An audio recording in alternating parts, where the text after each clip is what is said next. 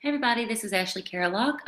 Today we're going to go over work-life balance. This is for Comm 642 Strategic Communication Management. Today again, we're going to talk about work-life balance, myth or reality. So how do we define balance? According to Wikipedia, work-life balance is a concept including proper prioritizing between work and a lifestyle. In 2014 Fast Company article, 9 executives were asked to define the concept of work-life balance themselves. Chris Golick, the founder of Demandbase, said, "Work-life balance is about recognizing that everyone has different challenges and needs the freedom to handle those obligations." Balance isn't a new concept. In the 1930s, the US government introduced the Fair Labor Standards Act in an attempt to set minimum wage and also set a standard work week of 40 hours. In the 1960s and 70s, when women joined the workforce, expectations at home stayed the same, but they were still expected to participate in a 40-hour work week. In the early 2000s, when the tech bubble burst, workers were tasked with doing more with less. And recently, millennials started joining the workforce, but they still wanted a little bit more flexibility outside of work. Do you ever feel like you're walking a tightrope? You're not the only one. Many American workers feel the struggle of trying to maintain a work-life balance. According to Groisberg and Abrahams, many executives say that work-life balance is elusive or at worst, a complete myth. So what are some of the reasons for an imbalance?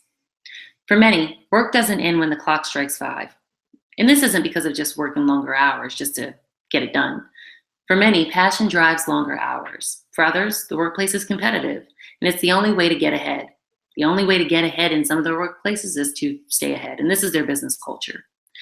For many working parents, millennials and more, debt, whether from college or other areas, really keeps employees working longer hours. Now, this could be for fear of losing their jobs or maybe even the need for overtime hours. But for some, their business or industry culture demands that they work more than just 9 to 5 hours. So how does a person find balance? For employees, one of the ways that you can find balance is to define success for yourself. If you work in a competitive area, you want to figure out, is this really what I want? Is this what I really need? You prioritize what's important.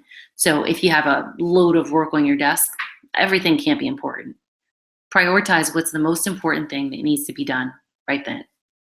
Also, ask your employer for flexibility, and know that it won't always be perfect. There is no such thing as this perfect balance in a seesaw of work and life.